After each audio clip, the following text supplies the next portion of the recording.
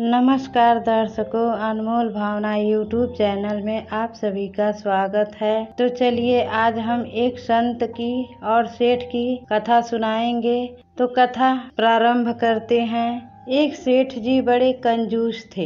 एक दिन उन्होंने दुकान पर अपने बेटे को बैठा दिया और बोले कि बिना पैसे लिए किसी को कुछ मत देना, अभी मैं आया। सेठ के दुकान पर अकस्मात एक संत आए जो अलग अलग जगह से एक समय की भोजन सामग्री लेते थे। लड़के से कहा, बेटा जरा नमक दे दो। लड़के ने डिब्बा खोला और संत को नमक दे दिया। संत जी वहां से चले गए। जब सेठ जी अपनी दुकान पर आए तो देखा कि डिब्बा खुला पड़ा था। सेठ जी ने कहा कि क्या बेचा बेटा?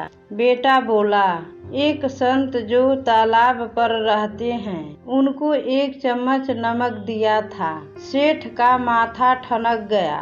वे बोले, अरे मूर्ख, इसमें तो जहरीला पदार्थ था। अब सेठ जी भागकर संत के पास गए।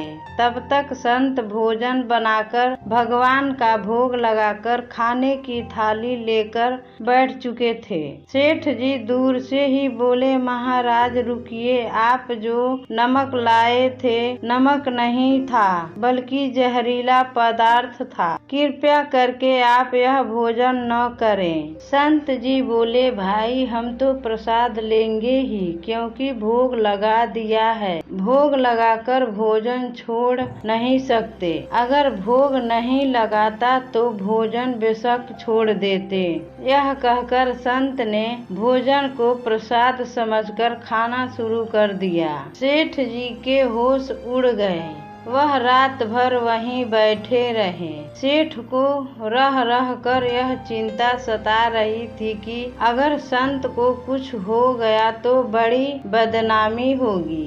रात में अगर तबीयत बिगड़ी तो कम से कम वैद्य को दिखा देंगे। सोचते सोचते उसे नींद आ गई। सुबह रोज की तरह संत जल्दी उठ गए और नदी में स्नान करने लगे। सेठ जी ने कहा, महाराज जी तबीयत तो ठीक है? संत बोले, भगवान की कृपा है। इसके बाद वह पूजा करने के लिए मंदिर चले गए। जैसे ही संत ने मंदिर का द्वार खोला तो देखा भगवान के श्री विग्रह के दो भाग हो गए हैं और शरीर काला पड़ गया है। यह देखते ही सेठ को समझ आ गया। भक्त के अटल विश्वास को देखकर भगवान ने भोजन का जहर भोग के रूप में स्वयं ग्रहण कर लिया और भक्त को प्रसाद ग्रहण कराया। इसके बाद सेठ ने तुरंत घर जाकर बेटे को दुकान सौंप दिया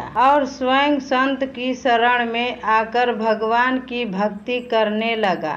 तो भक्तों, जो व्यक्ति भगवान पर भरोसा करते हैं उसकी नैया बेड़ा पार हो जाती है। हर हर महादेव।